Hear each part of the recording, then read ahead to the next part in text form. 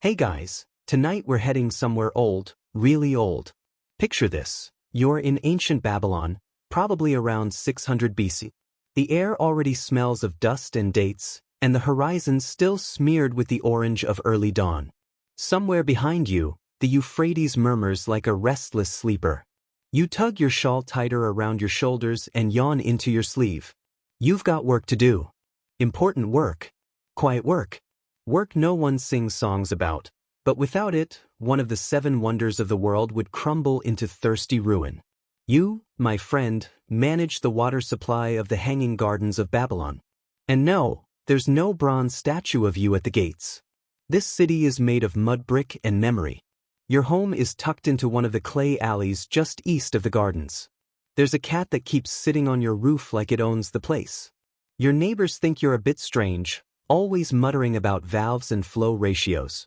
But here, where heat climbs walls like ivy and shade is worth more than gold, people respect anyone who can coax a tree to bloom in the desert. So, before you get comfortable, take a moment to like the video and subscribe, but only if you genuinely enjoy what I do here. And hey, why not post your city and local time in the comments? I love knowing where and when people are listening from. Now, dim the lights, maybe turn on a fan for that soft background hum, and let's ease into tonight's journey together. You tie your sandals tight and step outside. There's a kind of silence at this hour, before the traders shout, before the palace drums begin their rhythmic gossip. You pass a donkey dozing under a faded awning, its ears twitching in dreams. The ground's still cool underfoot, and the walls are etched with the shadows of fig leaves waving in the morning breeze. Then you see it. The gardens. They're not what modern paintings imagine, no neon green jungles sprouting from golden towers. The bricks are sun-worn, the plaster peeling. But even now, in this early light, ivy spills over the edges like laughter. Terraced platforms rise like a staircase to heaven, each one a layered miracle. Date palms, pomegranates, tamarisk, olive, all stacked above each other in leafy defiance of the desert. And it's your job to keep them alive. Most of Babylon doesn't know your name. They just assume the gods do the watering. The truth is less divine. Your shift starts at dawn. The first of the ox-powered chain pumps is already creaking, drawing water up from the river below. You nod to the old man guiding the ox. He nods back without breaking rhythm. You pass under an arch choked with trailing jasmine and into the cool shade of the lowest terrace. You take the stairs slowly. Not out of reverence. Your knees just aren't what they used to be. Each level you pass has its own mood. The lower tier smells like damp clay and rosemary. The next one has grapevines that cling to the wooden scaffolding, little green nubs promising wine no one will ever credit you for. There's a small shrine halfway up, a statue of Gula, goddess of healing, smiling her chipped smile. You touch the base as you pass. Not because you're religious, but because you're superstitious. And last time you didn't, a pipe burst and flooded the melon beds. You're still hearing about that. Historians still argue whether the gardens were built by King Nebuchadnezzar II for his wife Amytis, or whether they were a poetic invention, misattributed memories of Assyrian palace gardens. But for you, the answer's easy. They're real. You've bled under their beams and cursed every stuck valve. Reaching the top terrace always knocks the breath out of you.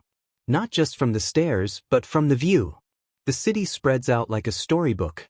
You can see the ziggurat in the distance, blue-tiled and glittering with that arrogant sparkle only religious monuments can get away with.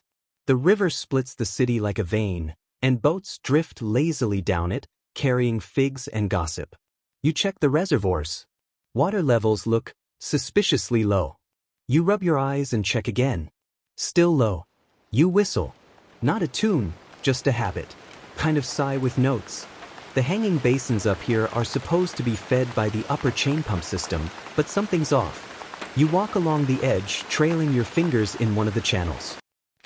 You crouch beside a juniper shrub that looks especially offended by the drought and inspect the clay piping. No leaks on the surface. And then you hear it. A creak, a sputter, a gulping sound from beneath the main flow grate. Oh no. The gardens are like a nervous system. One blocked vessel and the whole thing goes numb.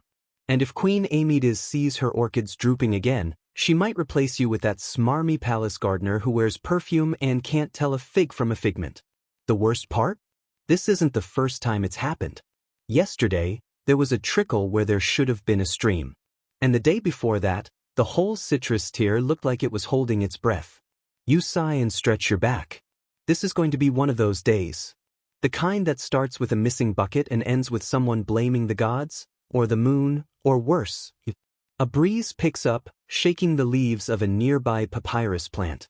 You close your eyes for a moment and let the wind brush your face. There's still time to fix this. Still time to chase down whatever gremlin's drinking from your reservoirs. You open your eyes and start back down the stairs, muttering about valves again. Somewhere, that cat is probably watching you, amused. The stairs creak beneath your feet as you descend from the highest terrace, each step echoing faintly in the quiet dawn. The sandals slap gently against the stone, worn thin from years of pacing up and down, up and down. Your hands trail the wall as you go, fingertips brushing the mossy stone where water has always run, until now. Your mind's already turning gears. You know every segment of this system. Every channel. Every clay pipe and wooden valve. If something's gone wrong, it isn't because the gods are cross. It's because something, or someone, has meddled with your carefully balanced flow. You reach the central maintenance corridor, a shadowed hall beneath the citrus tier. It's cool down here, always a little damp. You like it? It smells like wet earth and fig stems. You grab a clay cup from the hook by the aqueduct and pour yourself a drink straight from the inspection tap. The water trickles slowly. Too slowly. Definitely a blockage. You sigh. Most people assume the water for the hanging gardens magically appears from the heavens, or from the Euphrates, like it politely climbs the terraces just to water Queen Amethyst's papyrus collection. The truth is far sweatier. You rely on a series of chain pumps, wooden wheels powered by oxen, turning endless loops of rope studded with bronze buckets. The buckets scoop water from the river, pass it up to one terrace, dump into a reservoir, then the next set lifts it higher. It's ancient engineering brilliance with a side of daily chaos. And you, dear listener, are the chaos manager. You pass a pair of sleepy apprentices hauling empty amphory. One sneezes loudly, startling a flock of birds nesting in the fig trees above. You raise an eyebrow at them, half warning, half sympathy. Then the whisper comes. "You there," says a voice behind the lemon trellis. You turn slowly. A palace guard stands in the filtered light, her copper breastplate catching the morning sun. She's young, but her tone has the tired authority of someone who's had to deliver one too many summons to people who pretend not to be home. "Her Majesty requests your presence," she says, not unkindly. "Immediately." "Something about orchids?" You close your eyes. Of course. The Queen's orchids are notoriously fussy. Imported from lands so far east that even the traders only shrug when asked for details. They sit in a shaded alcove beneath a woven reed canopy, misted twice daily with water you filter 3 times to avoid offending their royal roots. They were the first plants to complain when the flow dropped. You nod grimly. "Tell her I'm on my way." But of course you're not. First, you stop by the eastern valve hub, where the flow from the upper pump should have filled the reservoirs overnight. You kneel beside the stone channel and press your ear to the ground. Nothing. You rap the side of the pipe with a bronze key. A hollow thud echoes back. You mutter something unprintable under your breath. PG-13, of course. You squint up at the pump tower. It's an elegant wooden frame, groaning rhythmically as oxen trudge their lazy circles. You climb the ladder beside it, the wood warm under your hands. From this height, you can see the river far below, shimmering with early sunlight and the occasional floating banana peel. You lean over the edge and watch the bucket chain loop through its path. Each bucket should rise full, drip a little along the way, and then spill its guts into the trough at the top. They're rising empty. That's the problem. You grab a stick and jab at one of the buckets as it comes over the top. It swings uselessly, bone dry. So either the scoop point's too high above the river now, or something's blocking the intake chute. Either way, your job just got messy. Historians still argue whether the hanging gardens used Archimedes screws, chain pumps, or some yet unknown method. Some even claim the whole thing was just poetic fiction, Babylon's ancient version of a travel influencer exaggerating for clout. But standing here, hands greasy with ox grease and pump oil, you know there's nothing fictional about how badly this thing leaks. You scribble a note for your assistant. Check intake chute. Suspect jam. Possibly frog-related. It wouldn't be the first time. There was that one incident last spring. A toad got sucked into the pipe intake and blocked half the flow to the pomegranate terrace. The pomegranates promptly threw a tantrum and dropped every flower in protest. You rub your temple. The queen is waiting. The orchids are pouting. And you, the one human on Earth keeping this improbable oasis alive, are rapidly running out of patience. You descend the ladder and splash your face in the cool water of a side basin. A fish flicks past your fingers. Tiny, silver, too fast to catch. You've seen that fish before. You think. But you don't have time to befriend aquatic mysteries. As you walk toward the queen's inner court, you rehearse your excuses. You'll tell her it's a temporary imbalance in the flow ratio, that the seasonal sediment is affecting uptake, that a minor recalibration is underway. All technically true. All carefully framed to avoid the phrase, "Your Majesty's beloved flowers are dying of thirst." You reach the alcove.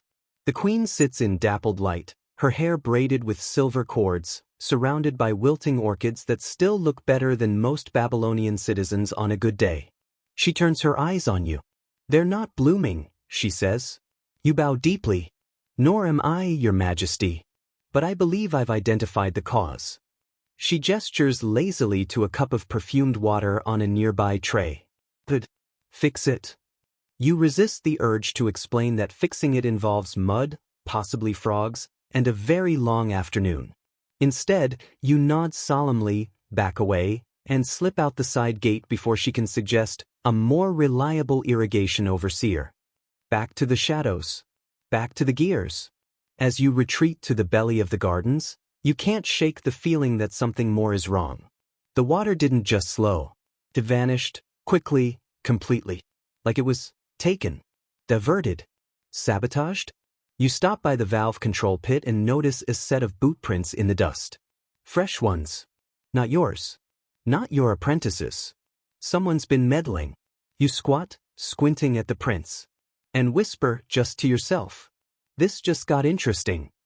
You crouch by the boot prints a little longer, the scent of warm clay and bruised mint rising around you. These aren't palace guard boots, too narrow, too deliberate. These belong to someone light-footed, sneaky, and very interested in valves that don't belong to them. You trail them a short way, past a neglected melon patch and under the slatted shade of a trellis where grape leaves twitch in the breeze. The prints vanish at the cobbled path near the worker barracks. Of course they do. It's Babylon, not a crime novel. You're not going to find a neat confession scribbled in cuneiform under a rock. But your suspicions now have legs. You mutter, "Someone's siphoning my orchid's bathwater, and it doesn't even sound like a joke." And so you do what any overworked, underslept hydraulic coordinator would do. You go get the blueprints. The original schematics for the gardens aren't kept in some neat archive room, lovingly brushed by scholars. No, they're in the cellar beneath the palace kitchens, where the scrolls are occasionally used to prop up wine amphory or level a wobbly table. And worse, they're guarded by the palace's engineering guild, a loose collection of mathematicians, alchemists, and amateur poets who once tried to measure the flow of inspiration using a copper funnel and 2 confused pigeons. You descend the back stairwell into the gloom, where the air smells like spoiled figs and mildew. The door to the cellar is cracked open, soft laughter echoing from within. You duck your head and step inside. A group of engineers lounges around a long table, cluttered with ink pots, compasses, and half-drained cups of something stronger than logic. A bearded man in a linen robe waves lazily at you. "If it isn't the garden ghost," he says. "Come to scold us for building gravity wrong again?" You offer a polite smile. "I need the master scroll." Groans ripple around the room. "Again," someone mutters. "Did you even return it last time?" "I wrapped it in fish oil cloth like you told me," you reply. "That's practically a preservation ritual." Reluctantly, the bearded man stands, sways slightly, and stumbles over to a barrel. He lifts the lid and pulls out a scroll thicker than your forearm. "Don't tell me you're still chasing leaks," he says, handing it over. "Maybe it's not the system. Maybe the plants are just sad." You nod solemnly. "That's why I'm asking the people who built this place drunk." He bows, mock offended. You leave before they start composing a limerick about your hair. Back in your workroom, you unfurl the scroll across a table cleared of pruning shears and lotus roots. The lines dance across the parchment, elegant curves showing where the aqueducts were meant to run, where each pump lifts water to the next. It's like reading a map of veins through a sleeping titan. And there it is. A bypass channel. You'd forgotten about that. It was built as a redundancy, just in case the main system failed. But it was sealed decades ago. No one uses it. No one should be using it. But maybe someone is. You trace the bypass's path with an ink-stained finger. It splits off from the main upper channel and loops, oddly, behind the citrus tier, straight toward the palace baths. It can't be. There's a long-standing joke among the garden staff that the queen's cousin, the oily one with the scented beard and a personal flute player, once demanded the bath water be drawn from the same system that fed the myrtle hedges. "It gives the skin a floral softness," he claimed. You never thought he meant it literally. You fold the scroll, tuck it under your arm, and head toward the baths. As you pass under a hanging branch of mulberry, a butterfly flits past your face. You pause, watching it tumble lazily through the air like it has nowhere to be and all day to get there. You sigh. You, unfortunately, do not have that luxury. At the baths, the guards let you pass with raised eyebrows. It's not usual to see the water manager barge into the steam chambers with rolled-up blueprints and a face like thunder. Inside, the air is thick with floral perfume and the clatter of sandals on tile. Steam fogs the walls, and marble gleams under the soft torchlight. And there he is, Her Majesty's cousin, reclining in a pool with petals floating around him, looking like a salad no one asked for. "Ah," he says, smiling too widely. "Come to check the temperature? I must say, it's been delightfully brisk lately." You force a grin. Delightful. Curious, even. You wouldn't happen to know anything about a bypass valve being tampered with, would you? He waves a hand. "Oh, I just asked the plumbers to see if there was another way to get fresh water. My skin was devastated last week. Positively arid." You clench your teeth so hard your jaw pops. "This system," you say gently, "was not designed for private spa experiments." He shrugs. "The Queen said I could have my comforts." You exhale slowly, like a person watching their last ounce of patience drip out of a broken bucket. You'll need to reroute the bypass immediately. Seal it off. Rebalance the upper tier. But first, you'll need help. You exit the bathhouse, scroll in hand, and head toward the temple archives. It's time to wake the mathematicians. As you walk, a fine spray of mist from a cracked irrigation pipe hits your cheek.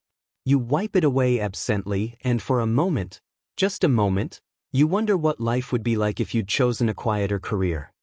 Maybe. Or date seller. But then, who would keep this miracle alive?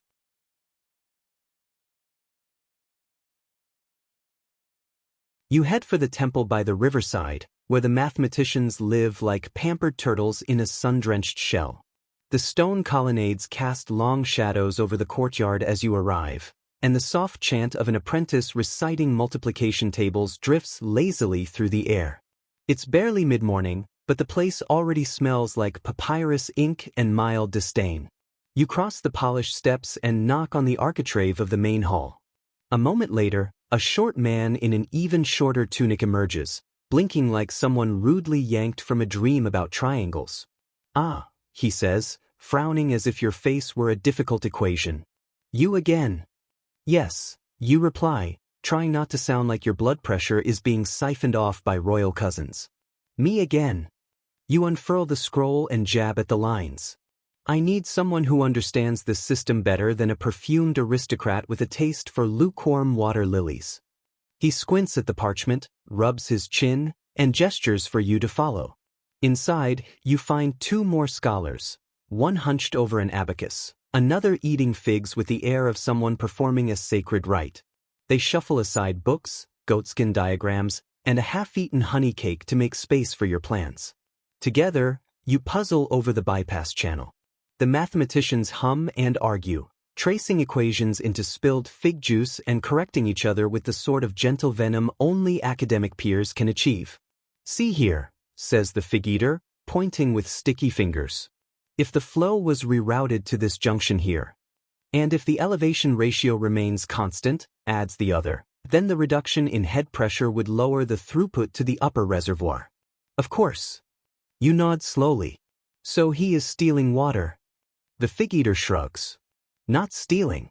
Borrowing inefficiently. You wonder if that will hold up when Queen Amidas finds her mango grove gasping like a fish. Historians still argue over the mechanics of the hanging garden's irrigation. Some claim gravity was the key, elevated aqueducts and pressure differentials doing the heavy lifting. Others lean toward an endless manpower supply, servants hauling buckets up winding ramps.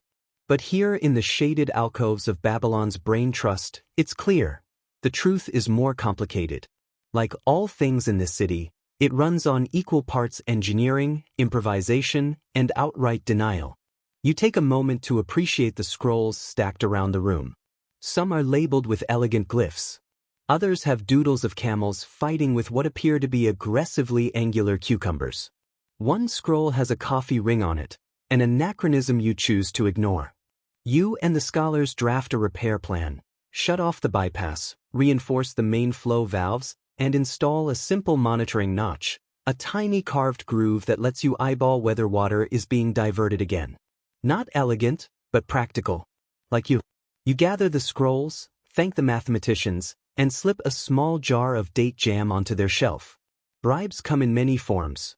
The next step is repair. You trek back to the gardens under a sun now fully awake and mildly vengeful. A group of goats stares at you as you pass, their expressions suggesting both judgment and digestion. Back at the terraces, you grab your two most reliable assistants. That is to say, the two least likely to drop a hammer into the citrus fountain. "Bring the wedge seals and the flow diverter," you say. "We're going under." They groan but follow. To access the bypass, you have to descend into one of the garden's least glamorous areas, the utility tunnel behind the bitter orange beds. It's a narrow crawl space, partially supported by creaking wood beams and filled with the scent of wet limestone and last season's mold. You squeeze in first, holding a flickering oil lamp. The passage is tight, forcing you to shuffle sideways like a crab with joint pain. One of the assistants sneezes behind you. You're about to say something snarky when you hear it. "Water." A quiet, rushing whisper. Not where it's supposed to be. You edge forward until you reach the chamber where the main and bypass channels split. The diverter valve is open, wide open, and the bypass is flowing freely. You hiss through your teeth. He actually did it. You wedge the lamp into a crack and start sealing the bypass. It takes both assistants to hammer the valve closed, gently, carefully. The wood and clay groan in protest. One wrong move, and you could crack the pipe, flooding half the lower terrace. And Babylon doesn't look kindly on soggy melons. Once the valve is closed, you install the notch, a tiny, carved channel designed to whistle softly when the water flows too fast. You test it. A soft, high tone echoes briefly, then fades. Subtle. Audible only to someone who listens like you do. You crawl out, sweaty and dust-covered, blinking in the sunlight like a mole who's just finished solving a plumbing mystery. Back on the surface, the change isn't immediate. But within an hour, you hear it, the sweet, trickling sound of the upper basin's filling. You close your eyes and let the rhythm sink in. This is what victory sounds like. Like water returning to a place it never should have left. Like the gentle applause of leaves rustling in the breeze. Of course, you still have to tell the queen. And possibly confront the world's most hydrologically entitled royal cousin. But for now, you sit on a sun-warmed stone, pull a fig from your pouch, and take a bite. The garden, for the moment, breathes again. And so do you. You're still chewing that fig when a shadow falls over your sun-warmed perch.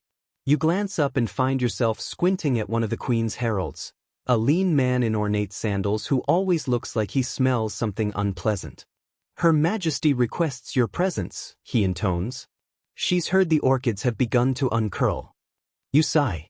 Tell her I'm grateful for their forgiveness. The herald doesn't laugh. He never does.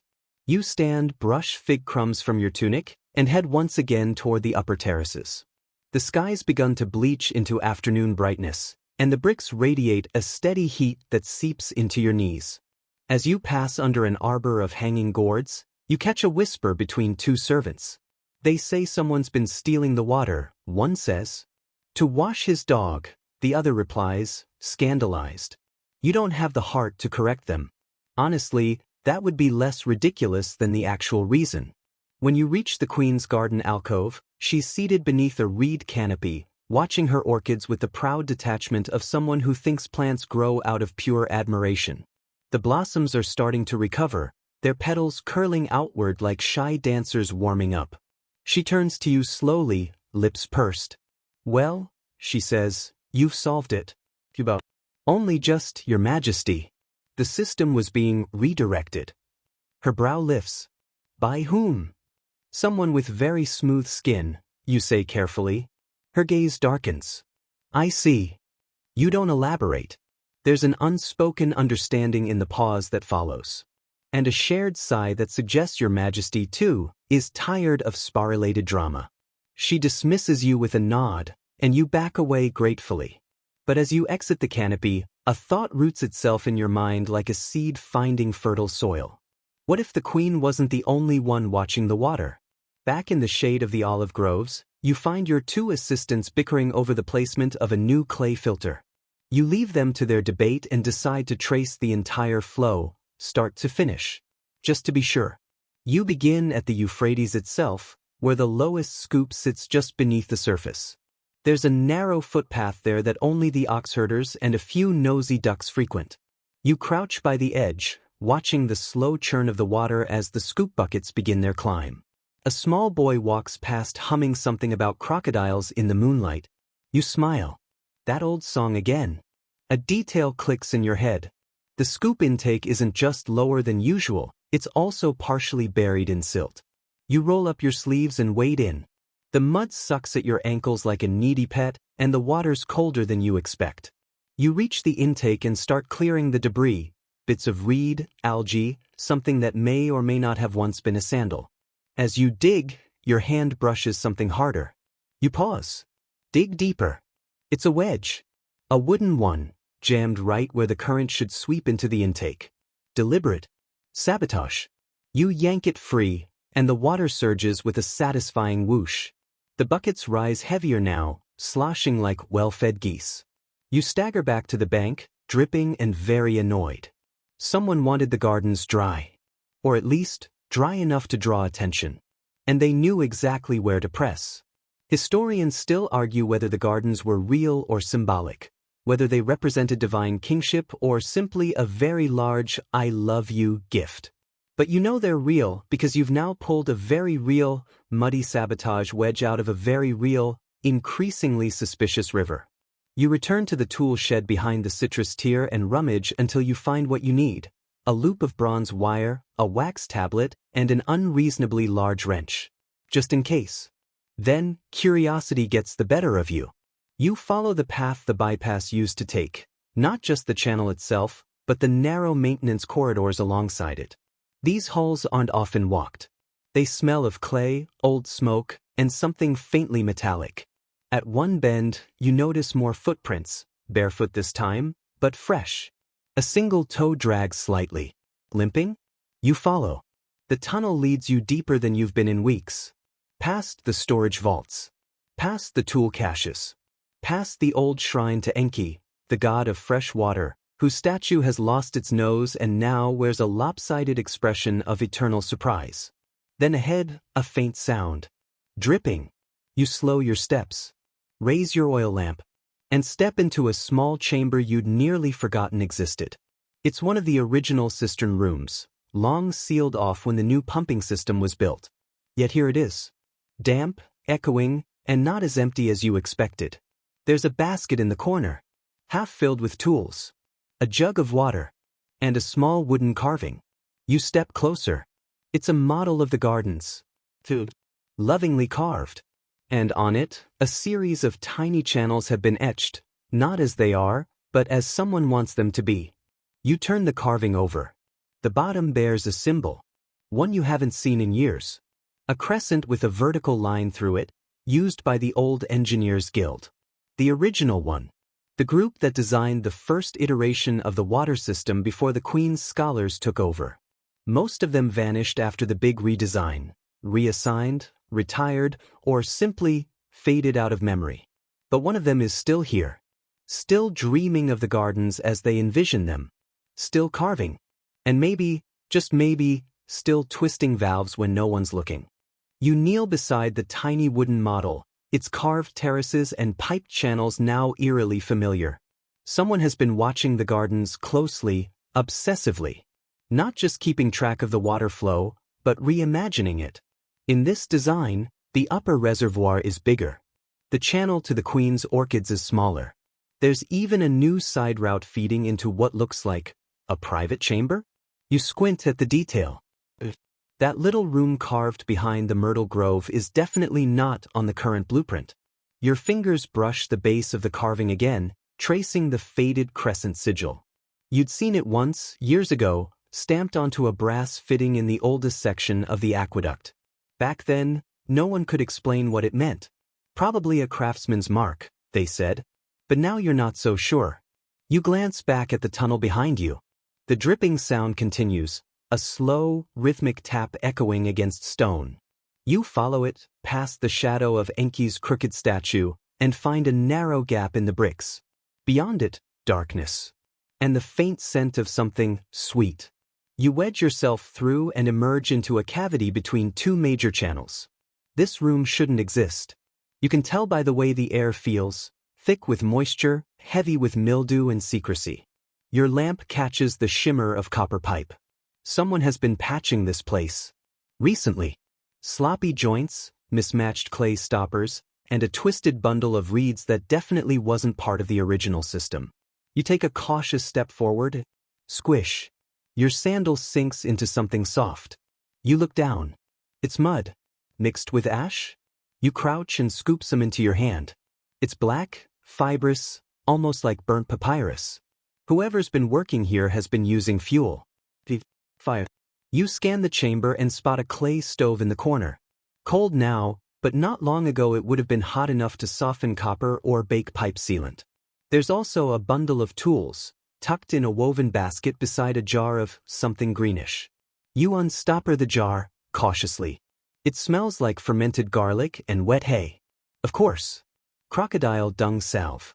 In Babylon, it's a cure-all. Toothaches, bruises, marital curses, you name it, someone smeared crocodile poop on it. But historically, it's also been used to waterproof seams in rudimentary waterworks. So whoever's behind this little side project isn't just nostalgic. They're resourceful. Possibly a bit unhinged. Historians still argue whether the gardens used waterproof cement, woven reed liners, or layered bitumen for their hydraulic work. Here, it looks like someone's gone full experimental archaeologist, with a twist of ancient folk remedy. You're about to leave when something catches your eye, a roll of papyrus tucked behind the stove. It's been tied with string made from lotus fiber. You untie it carefully and unroll it. It's a journal. The handwriting is tight, meticulous, looping like the spirals of a conch shell. You read the first line. The gardens will wither under Queen Amytis. Her stewards prune, but they do not know. They decorate the shell but forget the spring. You exhale. Someone's got feelings. You skin further. The upper system is choked by vanity. They diverted the third channel to perfume fountains. They replaced the precision gears with wood. They ignore the warning signs. You blink. This isn't just a hobbyist or an angry retiree. This is a dissident engineer. And possibly your greatest plumbing rival. The journal continues. I have redirected flow C3 to the shadow basin. It will ease the strain on the third pump. If they notice, they'll blame the oxen. They always do. You stifle a laugh. You did blame the oxen. There are diagrams too. Pages of them. Alternate layouts. Emergency pressure bypass routes. Even one design where the entire upper terrace is restructured to mimic a Mesopotamian star map. You roll the journal back up and tuck it under your tunic. As you wiggle back through the gap in the wall, your brain spins. Whoever this secret engineer is, they aren't just sabotaging the system. They're trying to save it, in their own uninvited, slightly maniacal way. You emerge once again into the official tunnels and squint at the light ahead. Your assistants are probably wondering where you are. You told them you'd only be gone a moment. That was at least an hour ago. Back at the surface, the sun has started its slow drift westward. The shadows are longer now, stretching like lazy cats over the stone paths. You find your assistants arguing over whether a wedge was jammed in the wrong place on purpose, or whether the pump system is just having moods. You drop the journal on the work table between them. They both jump. "What's that?" one asks. You lean on the table and grin. "Evidence," you say, "of an invisible coworker with a god complex." They stare at you, waiting for the punchline. "There's someone else," you explain, tinkering with the system. They think they're helping. The younger assistant frowns. "Should we tell the queen?" You shake your head. "Not yet. We might need this person." Because, if the journal is right, the gardens are under more stress than anyone's admitted. The soil's weakening. The aquifers are overtaxed. The chain gears are grinding themselves bald. And you? You're a sleep-deprived manager with 2 screwdrivers and a prayer. You open the journal again and flip to a page marked with a dried petal. There, sketched in perfect lines, is a pressure regulation idea you've never seen before. It could work, if you're willing to trust a ghost. You sit with the journal late into the afternoon, the sunlight filtering through the slats of the tool shed roof, laying golden stripes across the pages. The diagrams are remarkably clear. Whoever drew them has a mind like a river, winding, ancient, but with purpose. You trace one particular sketch again and again. A double-release pressure gate using only wood, reed, and a single copper tension wire. It shouldn't work, but it just might. And you, of all people, are desperate enough to try. You call your assistants over with a clap. "We're building this." They peer over your shoulder. The younger one scratches his head. "That's not in the scrolls." You nod. "Nope. It's better." You assign tasks quickly. One gathers materials. A length of copper wire coiled under the date-drying rack, fresh reeds from the canal, and that very specific elbow joint piece you once traded a melon cart for. The other sharpens the wood. You clear space near the junction basin, the precise spot the journal identifies as the system's weakest point. The garden's full of sound now, wind through leaves, creaking wood, splashing water, and the steady grumbling of oxen trudging their endless loops. You've lived with these sounds for so long, they're practically lullabies. You pause long enough to drink from the basin. The water tastes sweeter now. That's always the sign it's moving properly, when it starts to sing a little. Then you start assembling the mechanism. It's a delicate operation. You carve notches into the wood to mimic the pressure relief grooves in the journal. You thread the copper with shaking fingers, twist the wire around the reed spine, and slide it into place. The reed squeaks. You wince. "Don't you dare squeak again," you whisper, and the reed wisely remains silent. You fasten the final segment, adjust the pivot plate, and sit back on your heels. The new valve gleams slightly, its design a strange harmony of modern function and ancient flair. You activate it. At first, nothing. Then a deep glug, followed by a sigh, an honest-to-God's watery exhale, as the water begins to redistribute more evenly through the system. A side channel, long dry, begins to babble again. You and your assistants exchange a look. No words needed. You did it. Well, you and your mysterious, unlicensed coworker. Historians still argue whether the gardens were truly self-sustaining or if they required constant maintenance and human oversight. The legend paints them as effortless. The truth? Leaks, mold, burnt-out oxen, the occasional rat that thinks it's a valve. Maintenance is not optional. It's the heartbeat behind the beauty. And right now, that heartbeat is strong. You walk the terraces for confirmation. The citrus trees are smiling again.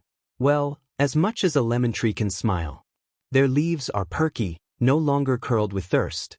The melon beds, which had taken on a suspiciously crunchy hue, are showing signs of perkiness. Even the queen's famously dramatic orchids are upright and glistening like spoiled stars. Then you notice something odd. The stone slab near the western aqueduct, one that's never been quite level, is now flush. You kneel and tap it. Hollow. You glance around, then wedge your fingers under the edge and lift. It's a lid. Beneath it, a narrow chute plunges into the depths of the terrace. A draft of cold, wet air rushes upward.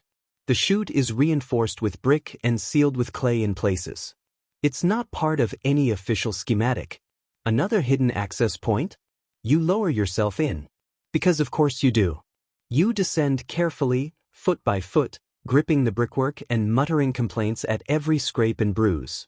It's tight, but just navigable, designed for someone slim, someone discreet. At the bottom, you drop into a chamber, round, domed, its walls dripping with condensation. It smells of mint and mildew. There's another model of the gardens here, larger than the one you found earlier. And beside it, a low stone bench.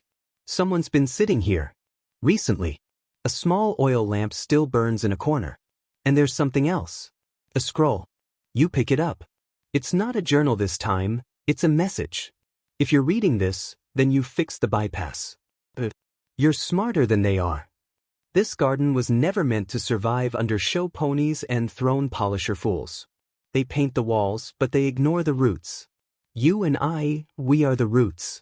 Don't look for me. Just fix it. And don't let the orchids win. You chuckle, startled. The letter isn't signed. But whoever wrote it has your number, that's for sure. You look around the chamber again. It's quiet now. Dust dances in the lamplight. You picture this secret caretaker, slipping through tunnels like a shade, tweaking the valves, muttering about flow ratios and royal ignorance. You're not sure whether they're a traitor, a savior, or just someone who never got a promotion. But one thing's clear. You're not the only one keeping the gardens alive. You tuck the scroll into your tunic, climb back up, and slide the stone lid back in place. You mark it, just a tiny scratch so you can find it again. As you step into the warm light of the upper terrace, the scent of mint and tamarisk hits you. The trees are rustling more now, happy maybe. Or just gossiping. You smile. Your work's far from over. But today? Today, the water flows. The next morning starts earlier than usual. You wake to the low, rhythmic knock of wood on stone, someone rapping a tool against the frame of the tool shed. You groan, roll off your woven mat, and shuffle outside barefoot, eyes barely open. It's your younger assistant, holding a split pipe segment in one hand and a large fig in the other. "We have a leak," he says, chewing mid-sentence. You squint at him. That's not a fig emergency voice. He swallows. It's under the citrus tier. Again. You sigh, press your fingers to your temples, and summon whatever patience survived yesterday's acrobatics through the hidden tunnel system. Let's go. You arrive to find the leak exactly where it shouldn't be, beneath the junction box you just reinforced yesterday. A faint but steady stream trickles from the base, carving a miniature canyon into the fine clay. It glints in the early morning sun, cheerful in that way only highly inconvenient water can be. You kneel, mutter a half-hearted curse, and begin to unfasten the segment. That's when you spot it. The clay around the pipe joint isn't crumbling, it's been loosened. Carefully, deliberately. You pull back and look closer. Someone's been poking around again. There's a faint indentation in the mud nearby. A thumbprint? Too small to be yours. You glance up at the leaves rustling in the morning wind, then down again at the almost surgical precision of the tampering. Your ghost engineer has been busy. But this time, it's not sabotage. No, this is testing. They're seeing how the system responds. Probing it. Maybe even teaching you a lesson. You stand, wipe your hands on your tunic, and say, "Get the blue wax sealant." And that broken spade, we're rigging a marker. Your assistant raises an eyebrow. A marker? You grin. A message. You patch the leak, but inside the segment just above the joint, you wedge a tiny sliver of reed. Etched into it are 3 symbols: the crescent with line, your own personal stamp, a lazy swirl you invented out of boredom during ox shift duty, and the Babylonian number for 2. The message is simple: I see you. Let's talk. This is round 2. Historians still argue whether any sophisticated sign language existed between Babylonian artisans. While the official language of engineering was mostly cuneiform and bruised shins, there's growing evidence that guilds used private symbols for marking tools, assignments, and even quiet rivalries. You hope your mystery partner recognizes the invitation. After the repair, you spend the rest of the day overseeing maintenance on the lowest chain pump, a massive wooden gear system that always smells faintly of old olives and regret. The oxen grumble, the rope creaks, and one of the apprentices gets his tunic caught in a pulley and nearly becomes part of the irrigation process. By mid-afternoon, you're back in your workroom, sketching out a flow chart based on the secret engineer's journal. The design is oddly elegant, simpler than the palace-approved plans, but more responsive. You start imagining how the system could work if you applied some of these changes. Then you hear it. 3 sharp knocks on the outer garden wall. You freeze. No one knocks on the outer wall. It's rarely used, just a retaining structure separating the upper terraces from the workers' quarter. You set your stylus down and walk slowly to the source of the sound. There's nothing there. Just a fig basket, set neatly at the base of the wall. You squat and peer inside. A reed scroll. You unfurl it right there in the dust, half expecting another poetic diatribe about Queen Amethyst's taste in bathwater. But it's simple, direct, almost friendly. You left a mark. I noticed. Good fix on the bypass. Clever reed trick. Try rerouting Tier 4 using a double basin loop. It'll cut your overflow by half. It's unsigned. Of course. You smirk. You're welcome, you say aloud, even though there's no one in sight. Your assistant arrives just in time to see you talking to a fig basket. He wisely says nothing. That night, you find yourself sketching again, only now it feels like a conversation. Every line you draw is a reply, every calculation a handshake. You work long into the dark. The gardens are quiet now, except for the occasional splash of a distant bucket or the flutter of a bird tucking into sleep. A breeze drifts through the upper terrace and carries with it the scent of damp stone, crushed rosemary, and something else, something cool, almost metallic. You look out over the terraces. The moonlight makes the foliage shimmer. The olive trees look like ghosts dancing in slow circles. And from this height, the water channels reflect the stars like a fractured constellation of their own. You close your eyes. And for the first time in weeks, your shoulders relax. There's still much to fix. Still valves to check, roots to prune, pressure gauges to recalibrate with little more than instinct and hope. But you're no longer alone. And in a place like Babylon, where kings rise and fall, where the desert swallows cities, and where even wonders like this one teeter between myth and collapse, that means everything. The next few days unfold like an underground chess match. You make a change. Your unseen partner replies. You tighten a valve, find it readjusted the next morning. You reroute a runoff, someone's reinforced it with an extra stone lining before sunrise. Every little adjustment feels like a quiet nod, a shared wink in the world of leaks and lattices. You've started leaving small notes inside waterproof reed tubes. Nothing too revealing. A joke about the Queen's perfumed fountains. A suggestion for refining the mango bed drainage. A tiny drawing of a very unimpressed ox. Each morning, the note is replaced. Sometimes with a counter-suggestion. Sometimes with just a symbol or a sketch. Once, inexplicably, with a dried apricot. It's not a truce. It's an understanding. A mutual obsession with making the impossible run just a little smoother. Today, though, you're not tinkering. Today, you're chasing a noise. It starts just after dawn. You're inspecting the citrus tier again, always the citrus tier, the garden's most temperamental brat, when you hear it. A soft, repeating gurgle, coming from beneath the pomegranate wall. You crouch. Place your ear against the stone. There it is again. Not the normal splash of overflow or the gentle slosh of full reservoirs. This is deeper. Throatier, almost like drainage, you mutter. But going the wrong way. You summon one of your assistants, this time the quieter one, the one who doesn't ask what a double basin loop is every 5 minutes, and you both start clearing the mulch and climbing ivy from the wall's base. There it is. A drainage grate. old, rusted, hidden behind decades of moss. You pry it loose. A damp gust of air escapes, carrying with it the unmistakable aroma of algae, iron, and very bad decisions. You crawl inside. The tunnel narrows quickly, the ceiling lowering until you have to duck. The walls glisten with condensation.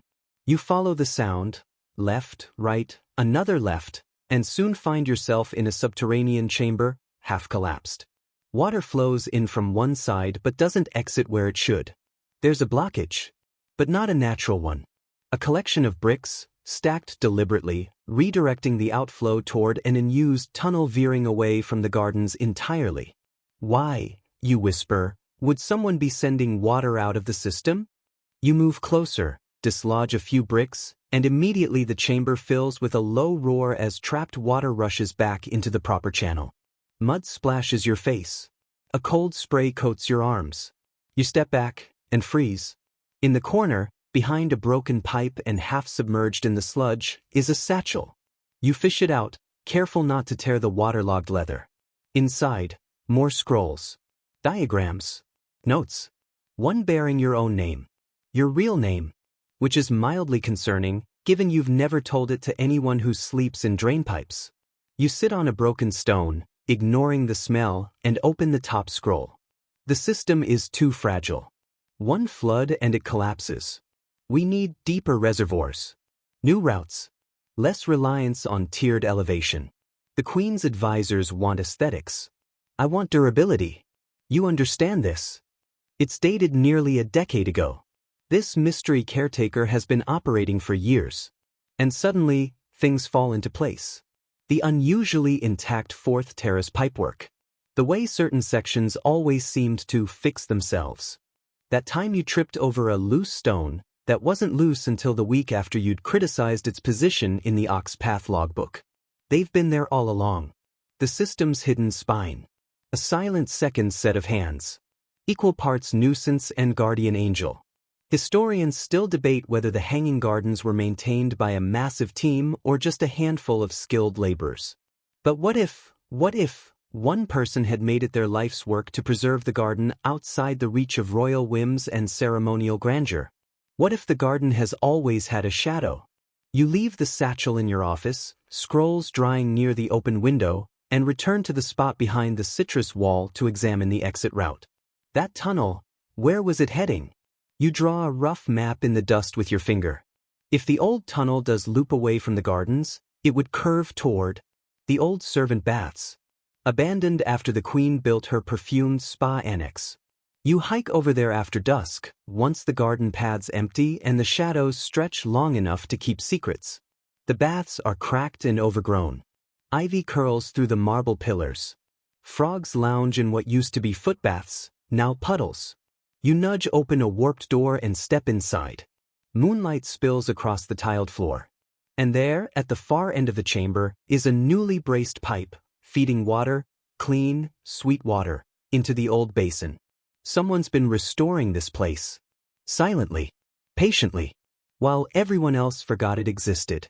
And in the quiet of the chamber, you realize, this isn't about rebellion. It's about preservation. A backup. A safety valve. A place for water to keep running if everything else fails. A final whisper of the gardens, hidden from history. You smile. Your invisible partner isn't trying to undermine you. They're preparing for the worst. And maybe, they're hoping you'll be the one to help them build it right. You don't sleep that night. Not because of stress. Well, not just because of stress, but because your brain is whirring like one of your own chain pumps. There's too much to think about. Too much that finally makes sense. Back in your quarters, you sit cross-legged on the floor, the satchel of scrolls beside you, half-dried and curling at the edges like overcooked bread. You've lit a single oil lamp, and its warm flicker makes the ink shimmer. You unroll one of the older scrolls and begin matching it, line by line, with your own master plan. And there it is. A design you've been wrestling with for years. A way to stabilize water pressure between the top terrace and the middle channel without building a full new pump station. You've tried to draft it before, but your math never quite worked. On this scroll, though, your secret partner has already solved the variable. With a reed baffle. A reed baffle. elegant, stupidly simple. You mutter to yourself, I hate how good this is. The next morning, you start early. Before the oxen groan to life. Before the cooks start bickering about fish. Before even the jasmine has decided to uncurl. You grab your tools, 2 baskets, and that curved reed saw no one remembers the name of. You climb to the top terrace and kneel beside the upper reservoir. The water here is still, clear, reflecting the pale sky like a coin on silk. The queen always insists her personal terrace looks serene. But serenity doesn't flow unless you make it flow. You reach into the narrow channel and begin carving a notch. Carefully, at the angle suggested in the shadow scrolls. Then you brace it with a layered insert, wood, reed, copper. You test the flow. It hisses slightly, then settles. The upper pool begins to circulate more cleanly. Less pooling. No bubbles. Just smooth, obedient movement. It works. Of course it works. You allow yourself a small, smug smirk. Later in the day, while checking the pressure stones behind the fig wall, you find a reed message tucked inside the tool cubby. It says, you fixed the top. Nice angle. Let's meet. Your heart stumbles for a beat. There's a symbol below. It's not one you recognize immediately, but something about it feels familiar. A half sun over 2 bricks. You pull one of your older scrolls from your pouch, the ancient garden blueprint that's more frayed cloth than parchment now. You find the symbol. It marks the old citrus storage vault. No one uses it anymore, not since the wasp incident. You make a face remembering it. That night you head there. The vault is sunk halfway into the earth, carved into the slope of the garden. Ivy chokes the doorway, and a lattice of palm fronds shades the entrance. You duck inside, careful not to trip on the uneven stones. And you see them. Not clearly, not yet, but a shape moving in the shadows. A figure sitting cross-legged in the corner, surrounded by open scrolls and oil-stained tools. They wear a scarf pulled low over their face and a tunic darkened by years of sweat and clay. Their hands are stained with copper and reed sap. They nod at you. Didn't think you'd come. You blink. Their voice is soft, older than you expected. Familiar, in a way that makes the hairs on your neck rise. I almost didn't, you say. But you're hard to ignore when you reroute half the garden. They chuckle. I tried not to. You're just too good at noticing. You step closer, kneel. So, who are you? They tilt their head. I used to be you. It clicks. An engineer. Long gone. Vanished after the new queen took the throne. Rumors said he'd left the city, joined a monastery, or drowned in a freak irrigation accident. But here he is. Not drowned. Not gone. Just underground, literally. He leans forward, unwrapping the scarf from his face. Lines crisscross his cheeks like etchings on clay. His eyes are bright, sharp, and scanning you the way one examines a gear under stress. He's older, but not weak. I built the first diversion chamber, he says. Before the palace changed the plans. They wanted symmetry. I wanted flow. You nod. That sounds about right. They filled my reservoirs with orchids, he says flatly. You both burst out laughing. Historians still argue whether the hanging gardens were a private pleasure garden or a public marvel. Whether they were shaped by design or desire. But here, in this dusty chamber beneath the citrus trees, the answer feels obvious. They were both. And they still are. You kept it going, he says. I tried. You did more than try. He reaches behind him, pulls out a wrapped bundle, and hands it to you. You unwrap it. Inside, a tool. Hand-carved. Part stylus, part pipe wedge, part something else. Your breath catches. You've seen this tool sketched on one of the scrolls, an invention he'd never finished. I couldn't make it work, he says. But maybe you can. You run your thumb over the carved handle. I'll try. He stands, bones creaking. I'm going to leave the city soon. You look up. Why? The system's in good hands. You want to argue, but you can't. Because for the first time in years, it is. As he turns to go, he adds, and don't let the queen's cousin near the valve room again. He nearly collapsed the entire 4th terrace. You laugh. Too late. You walk home under the stars, the carved tool tucked in your sash. The moonlight paints silver lines across the terraces, and you hear water flowing steadily, breathing, alive. And somewhere in the quiet, a garden dreams. The next morning, you wake before sunrise, not out of duty, but anticipation. You clutch the carved tool like it's a sacred relic, roll up your sleeves, and head toward the mango tier. It's always been the trickiest. Too many roots, too little shade, and a stubborn habit of pooling water like it's trying to grow a private swamp. But now, you've got something new. Something strange and promising. The tool is simple at first glance. Reedwood handle, flattened edge, hooked tip. But in your hand, it feels alive. Balanced. Like it's ready to solve problems you haven't even identified yet. You crouch beside the drainage channel, chip away a section of crusted mud, and slide the tool into the narrow groove between the clay linings. You pause. The hook finds a seam and pulls it clean, revealing a secondary channel beneath, one that shouldn't exist. You grin. Oh, you clever, paranoid old man. This hidden channel is an escape valve. Not for overflow, but for pressure relief. It's part of his unfinished system. One that could save the gardens during a flood, or worse, a rupture in the upper reservoirs. You spend the rest of the morning tracing the channel's length, clearing blockages, tapping with the stylus to test the walls. Your assistant appears around breakfast time, sleep still in his eyes, holding a lukewarm fig cake.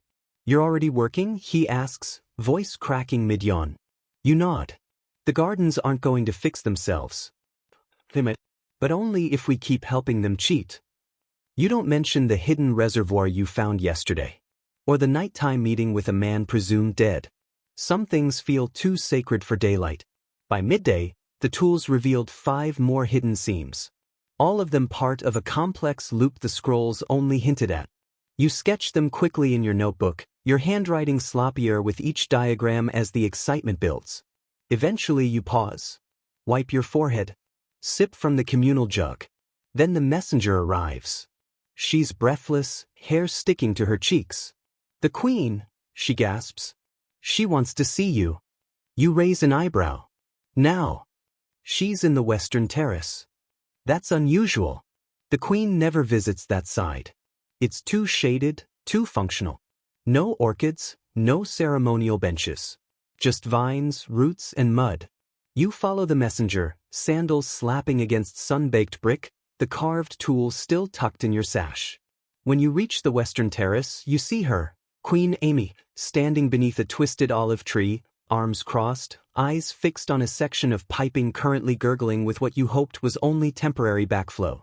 She turns to you without smiling. I've been told, she says, that we were very close to collapse. You nod slowly. We were. And that someone, her gaze sharpens, had been adjusting the system for years. Behind my back. You hesitate, then nod again. Yes. There's a long silence. Wind rustles the olive leaves above you. Somewhere nearby, a bird chirps with poor timing. And, she says flatly, and I believe they were right to do it. You brace yourself. For the rebuke. The exile. The polite suggestion that you relocate to the far side of the river where they keep the sewage tanks. But it doesn't come. Instead, Queen Amy's walks toward the nearest channel and crouches beside it, fingers trailing in the water. My husband built these gardens for me, she says quietly. He said they were a tribute to my homeland. A memory carved in stone. You nod. They are. They're also cracking.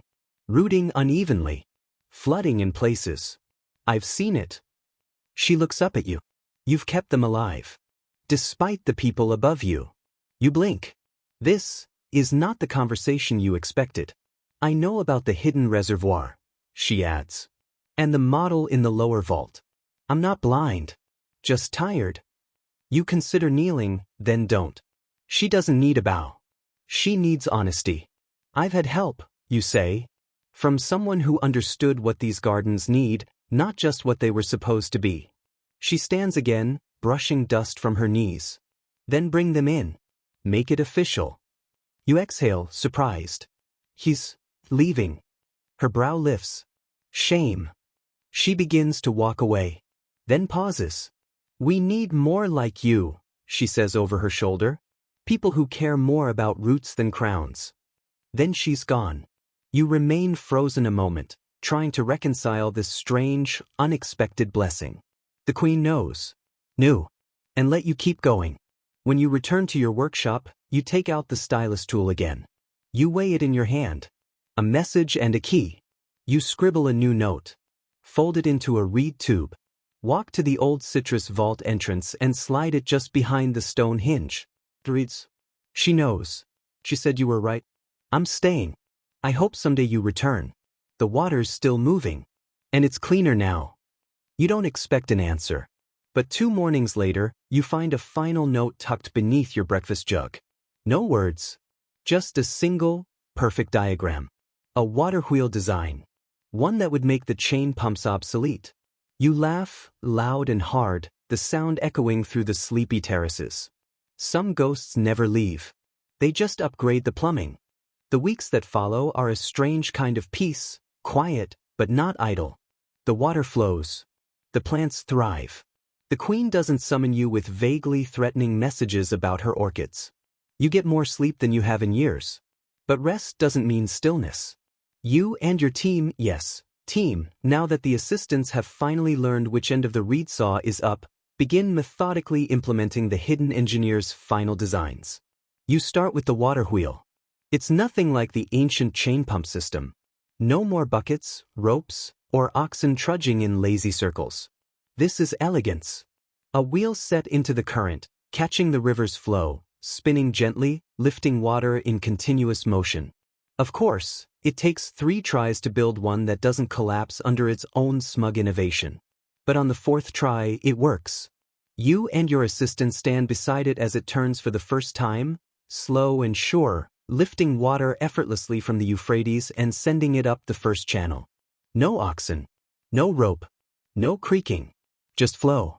One of your apprentices, wide-eyed, says what everyone's thinking, "It's too quiet." You smile. Good. That means it's working. Historians still debate the level of engineering sophistication in ancient Mesopotamia. Did they truly have water wheels? Pistons? Complex gearing systems? You've seen the scrolls, the tools, the ghost-built tunnels. And now you've built one. History's debates can wait. The garden doesn't care who gets the credit, as long as it gets the water.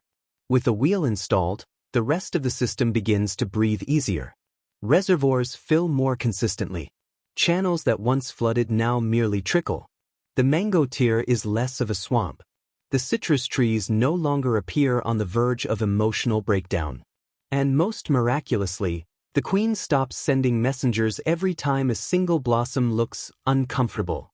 One morning, while checking the mint beds, you hear someone call your name from the shade of the fig wall. It's one of the scribes from the temple. He looks vaguely out of breath and extremely dusty.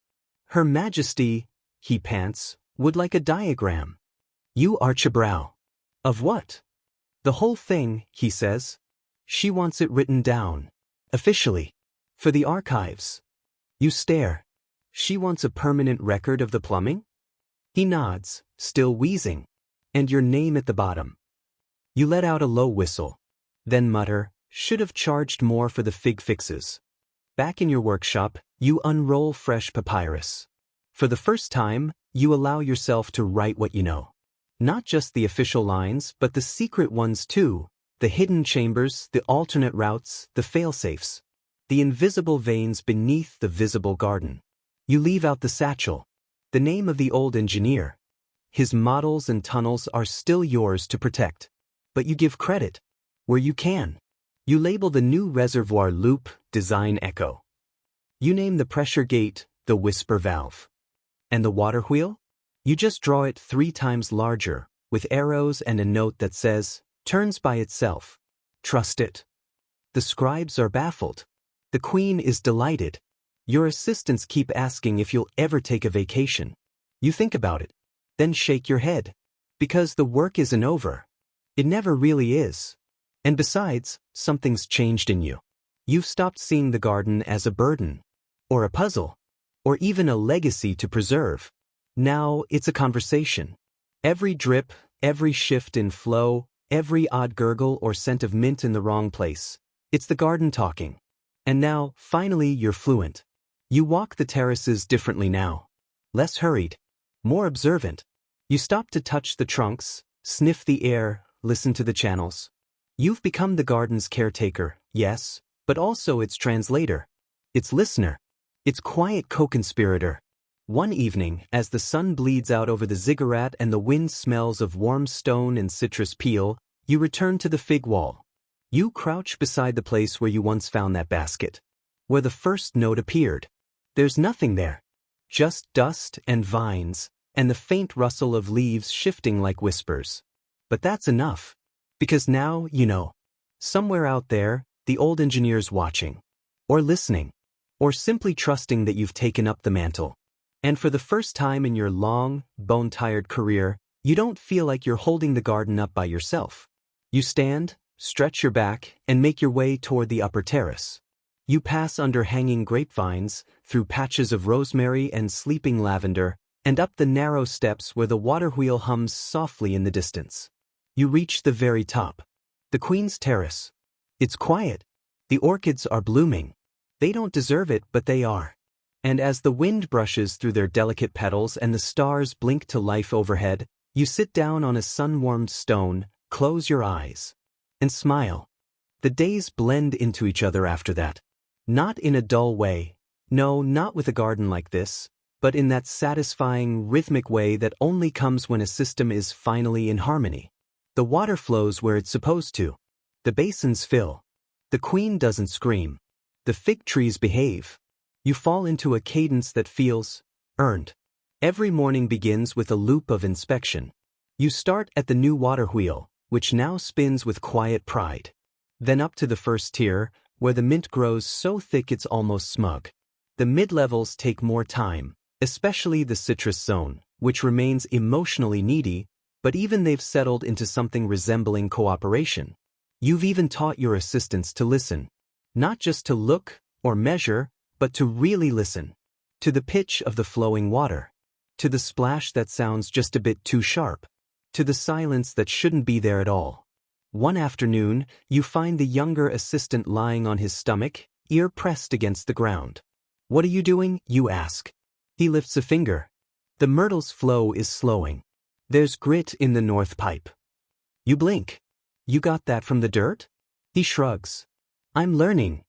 You clap him on the shoulder, stunned and, somehow, a little proud. You've become a mentor. Accidentally. That night, you're invited to the palace. It's not a summons. Not an order. An invitation. The Queen's Court is hosting a celebration for the new irrigation system, the one you and your mystery partners sketched in the dark, built in secret, and patched together with palm resin, reed logic, and spite. They're calling it the blooming ceremony. You arrive in your least muddy tunic. You don't recognize most of the guests. Advisors. Scribes.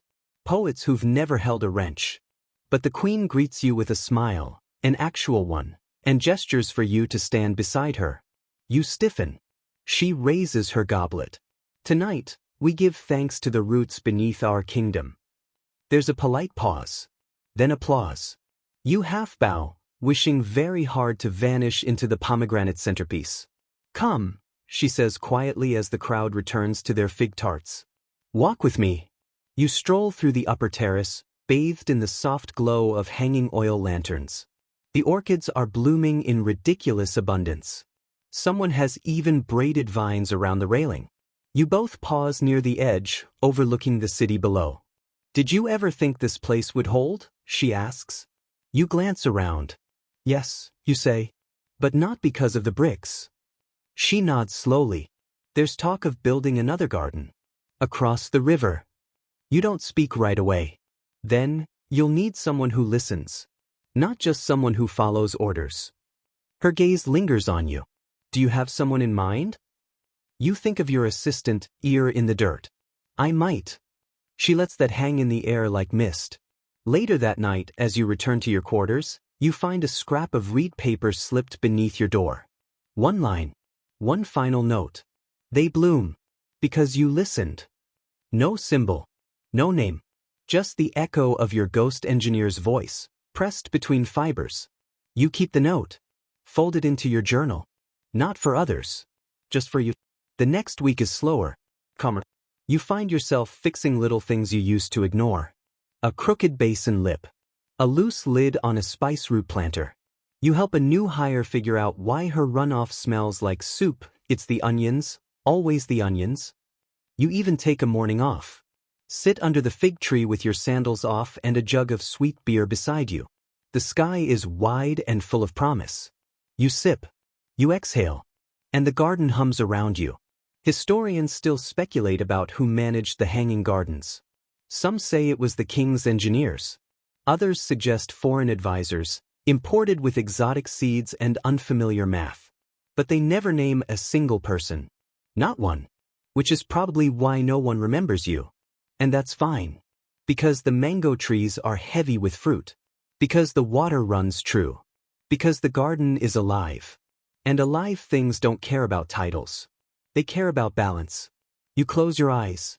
And the sound of flowing water is the last thing you hear before you nap. You wake from that nap with your face slightly sunburned, one sandal missing, and a fig leaf stuck to your cheek. It's a good day.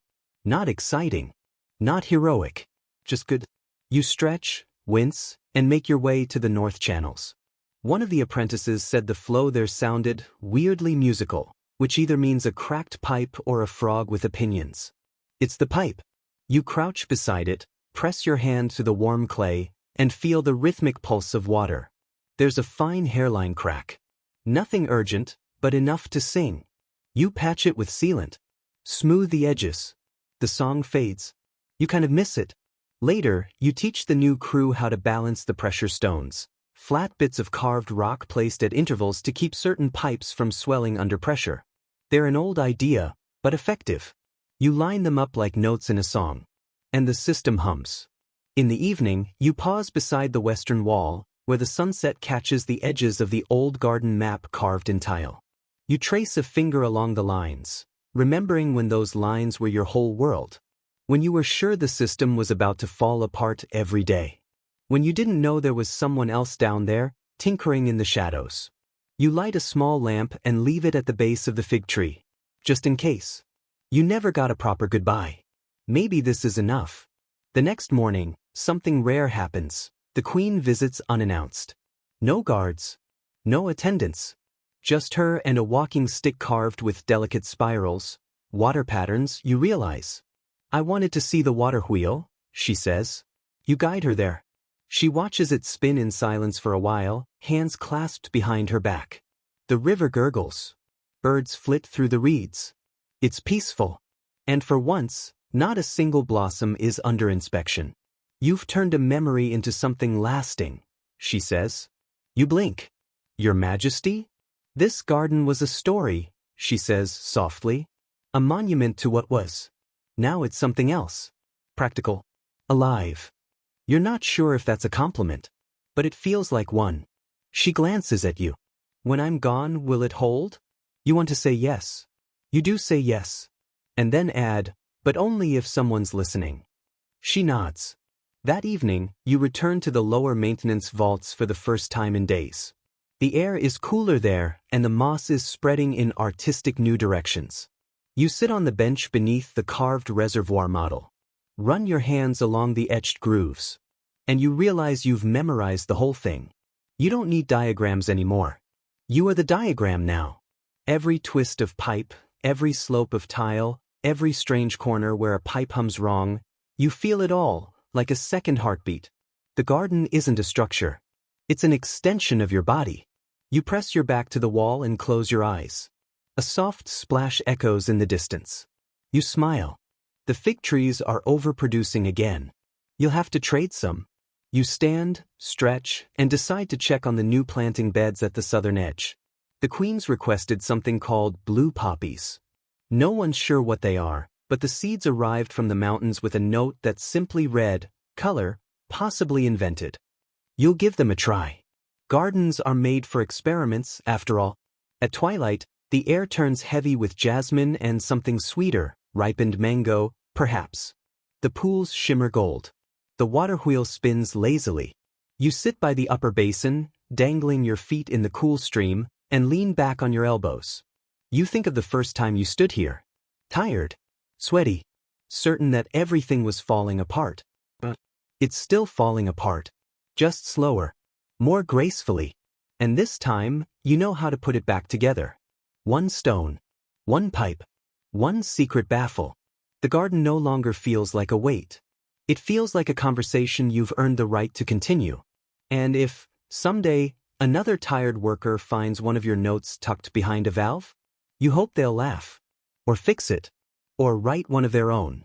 Because the water always flows best when you share the work.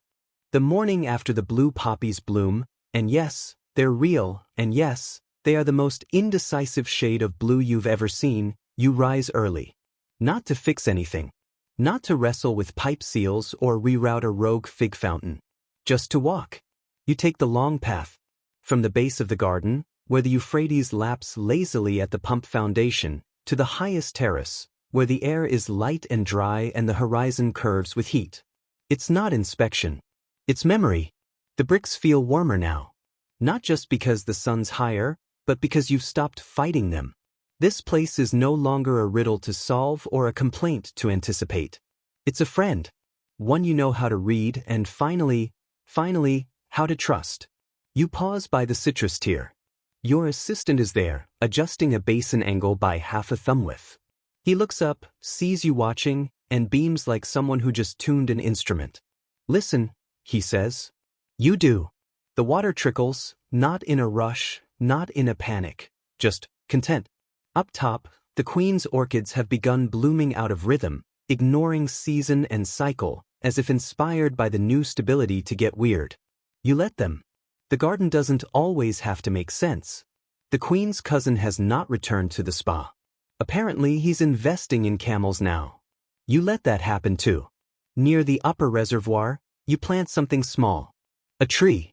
A fig cutting, saved from the old rootstock. You dig the hole yourself, your knees popping in protest, and place it near the new water gate, one of the ghost engineer's last untested sketches, now humming gently in the breeze.